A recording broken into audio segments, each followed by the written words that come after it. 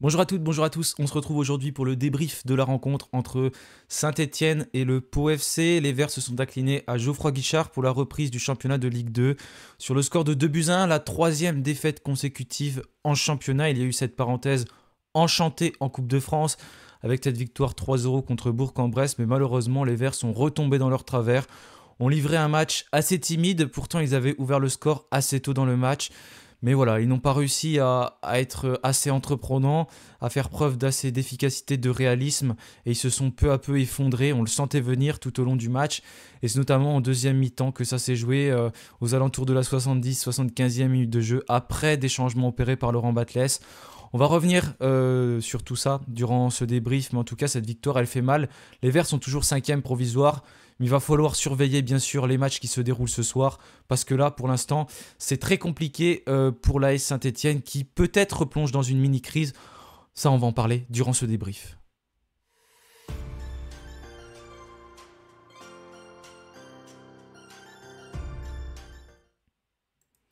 Voilà, Geoffroy Guichard devant 21 000 supporters. Les Verts n'ont pas réussi à être galvanisés par l'ambiance qui pourtant était très importante. J'avais le casque sur les oreilles. Je vous remercie d'ailleurs tous ceux qui sont venus sur le live. Vous étiez plus de 100 en moyenne à suivre le live. Merci à vous tous parce qu'il y avait bien que ça de positif avec cette magnifique ambiance.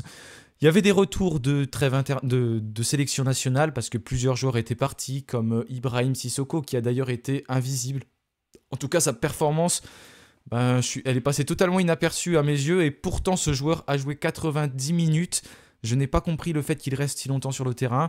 On avait d'autres joueurs qui étaient partis en sélection et qui ont livré plutôt un bon match. C'est le cas de Benjamin Bouchouari ou encore Damien Mouefek. Et voilà, il y avait plusieurs autres joueurs qui étaient partis. Du coup, ce 11 de départ, on va dire qu'il était assez normal. On ne s'attendait pas vraiment à autre chose. Mis à part en attaque, parce qu'on a vu Gaëtan Charbonnier et Sissoko d'aligner en même temps. Je m'attendais plus à ce qu'il fasse ça en seconde mi-temps. Finalement, il l'a fait d'entrée de jeu. Du coup, on avait une défense qui était, comme d'habitude, depuis la blessure de Dylan Batubinsika, qui devrait revenir durant le mois de décembre. Et peut-être même lors du prochain match. Il en a parlé au micro de Beansport juste avant la rencontre. Ça nous ferait du bien, franchement, si Dylan Batubinsika revient assez rapidement. Donc, il y avait Étienne Green, Denis Sapia sur le côté droit. À gauche, on retrouvait Léo Petro avec Michael Nadé et Anthony Briançon. Au milieu de terrain, on avait Tardieu, Bouchouari, sur les côtés Chambaud et Mouefek, Charbonnier et Sissoko. Alors cette composition, j'ai mis très très longtemps à la capter, à voir vraiment ce que Laurent Batles avait mis en place. Parce qu'en fait, j'arrivais pas vraiment à voir le dispositif d'une part et quel joueur jouait à quel poste et ça a beaucoup permuté.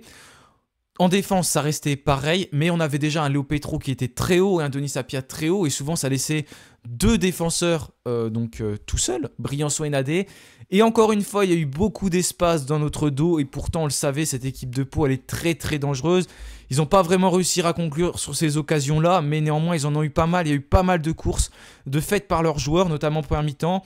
Des courses qui étaient souvent dans le vent, mais on voyait beaucoup d'envie, beaucoup d'intensité mise, mais quelques déchets techniques tout simplement pour trouver les palois. Et du coup, le fait que Léo Petro et Denis Sapia étaient très hauts, ça laissait beaucoup d'espace sur les côtés. C'était très difficile à défendre pour Briançon et également pour Nadé. Et après, c'est surtout au milieu de terrain que ça a changé. On avait Tardieu qui était un peu plus bas que Bouchouari comme à l'accoutumée. Mais en fait, c'est entre Mouefek et Chambaud, c'était très difficile de savoir qui jouait où, qui faisait quoi. J'ai vraiment mis très très longtemps à capter ça parce que ça changeait pas mal de fois durant le match. Dans un premier temps, on avait en fait Aymen Mouefek qui jouait sur le côté droit et ensuite Dylan Chambaud qui jouait sur le côté gauche.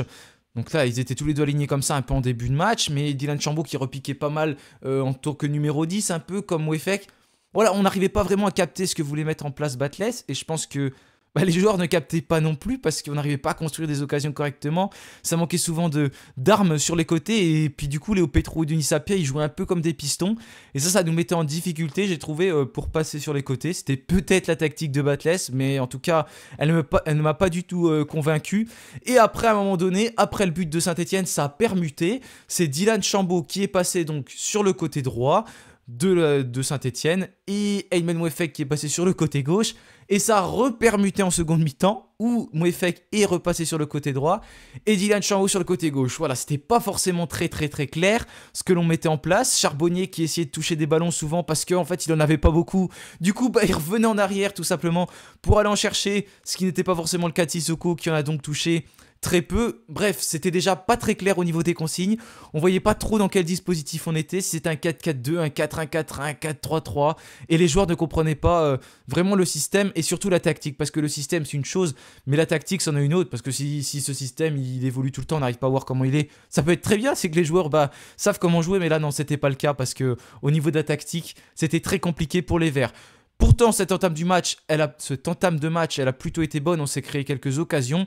Et le premier but, il a été inscrit dès la 9e minute de jeu par Gaëtan Charbonnier, qui va très bien suivre un ballon de Aymen Mouefek. Mouefek qui tire sur le gardien palois, qui relâche le ballon. Et c'est Charbonnier qui permet à Saint-Etienne d'ouvrir le score. Premier but inscrit à la 9e minute de jeu. Ça met Saint-Etienne dans le droit chemin, tout simplement. Ça fait du bien au niveau mental. On mène contre Pau, on passe provisoirement 3e parce que c'était ça l'enjeu de la rencontre aussi. Se classer 3e avant les prochains matchs qui sont donc ce soir, avant notamment Auxerre-Bastia par exemple. Et au final, ce qui s'est passé, c'est qu'on s'est fait remonter au score comme vous l'avez vu et on a perdu, du coup on est 5e. Mais voilà, on avait plutôt bien entamé ce match avec Charbonnier qui marque et ça fait du bien pour sa confiance, lui qui a marqué en Coupe de France. Là, il marque en Ligue 2, ce qui est le plus important. Il n'avait pas marqué depuis le 28 janvier dernier, je crois. Et très tôt dans ce match, il arrive à mettre un but. Il est bien placé, il est au bon endroit, au bon moment. Et ça permet à Saint-Etienne de mener 1-0. On a toujours la maîtrise du ballon globalement et petit à petit on recule. On ne sait pas pourquoi, mais c'est Pau qui commence à reprendre la maîtrise. Bon, on ne sait pas pourquoi, je l'ai un peu expliqué tout à l'heure parce que je trouvais que les latéraux étaient vraiment très hauts. Ça laissait beaucoup d'espace tout simplement dans notre dos. On fait des erreurs techniques, notamment en dribblant dans notre camp, chose que je n'ai pas compris, je le disais pendant le live, mais pourquoi on tente des dribbles si près? Je voyais des passes de Tardieu notamment qui étaient vraiment, assez litigieuses, même des relances de Nadé, de Briançon, et je comprenais pas pourquoi on prenait autant de risques dans notre camp. Plusieurs fois, ça aurait pu nous coûter cher, mais heureusement, on avait un Benjamin Bouchouari, notamment en première mi-temps, qui était exceptionnel et qui a gratté beaucoup de ballons, qui a remonté beaucoup de ballons et qui nous a vraiment aidé. Là, franchement, milieu de terrain, il nous a fait du bien, notamment lors de cette première mi-temps. Et puis voilà, les Palois commencent à prendre confiance, à s'installer.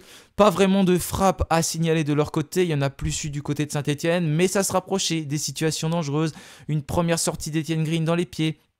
Voilà, quelques situations qui permettaient aux joueurs de Pau de prendre confiance. Ça a énervé Laurent Batles parce qu'il l'a même dit en première mi-temps qu'il ne comprenait pas pourquoi on reculait trop, pourquoi on jouait trop vers l'arrière, il y avait trop peu de passes vers l'avant. Pas assez d'envie, voilà. Encore une fois, ça peut paraître bateau de dire voilà, on met pas assez d'envie, pas assez d'intensité, mais c'est ça en fait. On met pas ces ingrédients-là sur le terrain.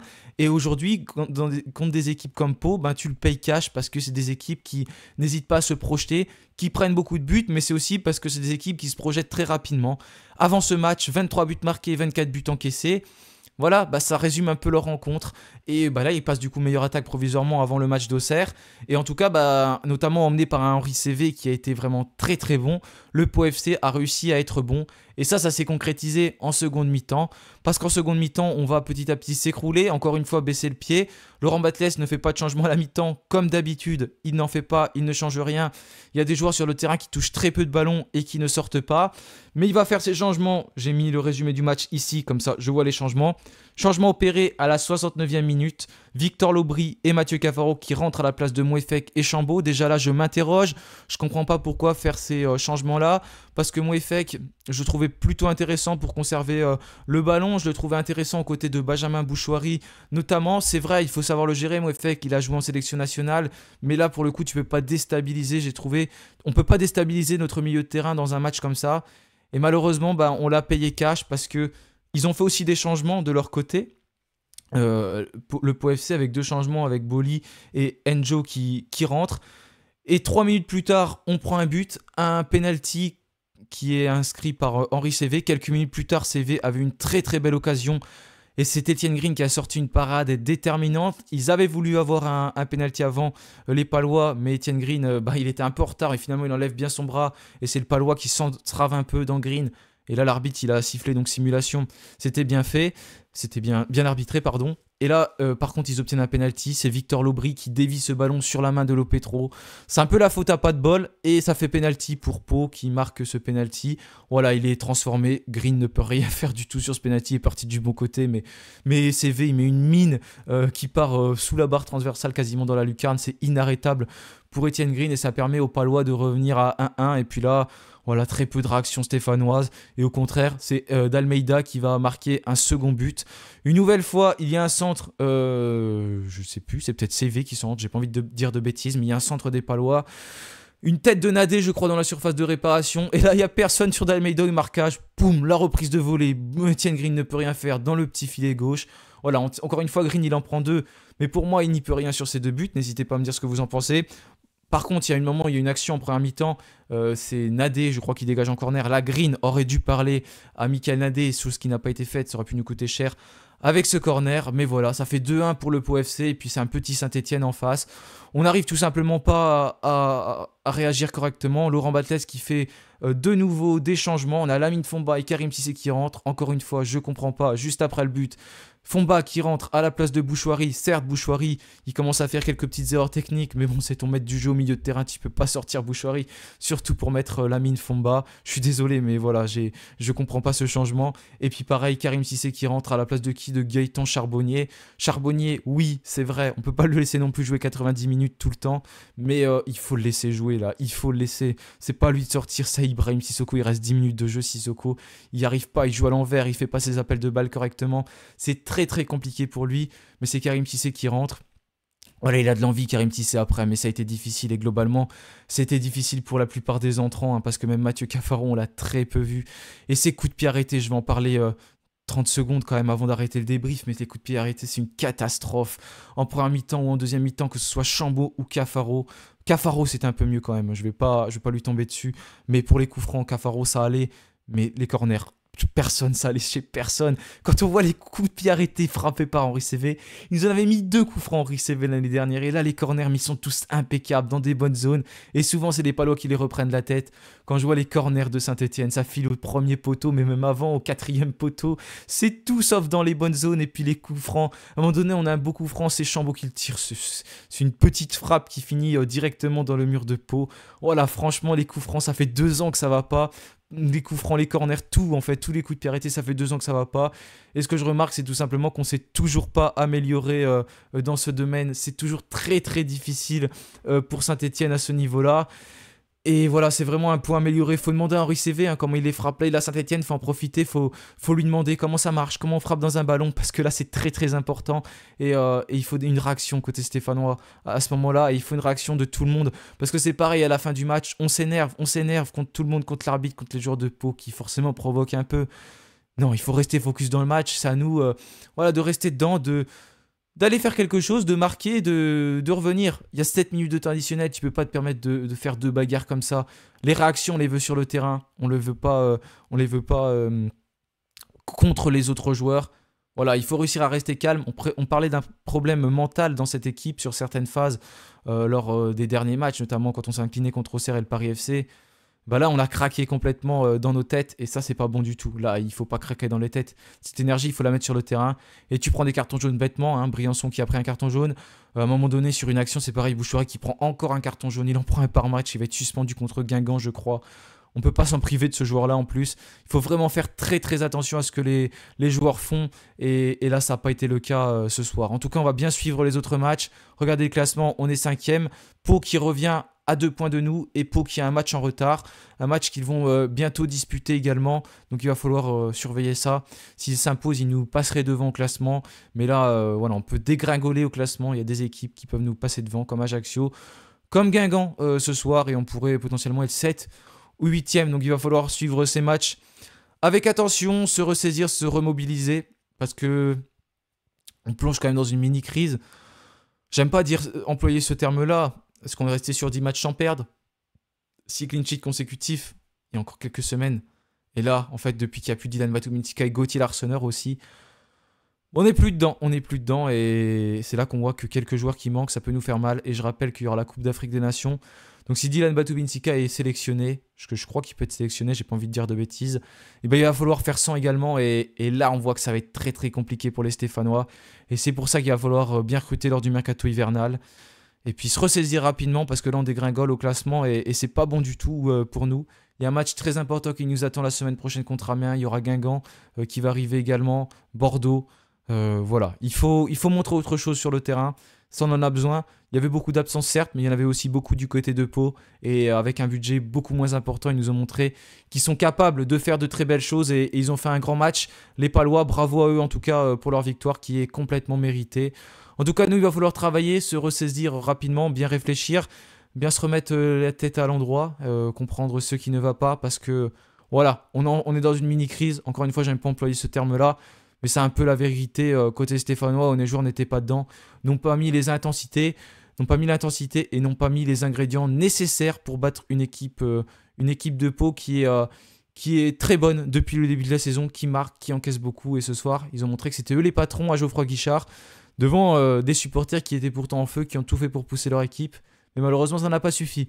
Voilà, je vous remercie d'avoir suivi cette vidéo. Encore merci à tous d'avoir été présents sur le live. Merci d'avoir regardé le débrief. N'oubliez pas de vous abonner, de liker la vidéo malgré la défaite.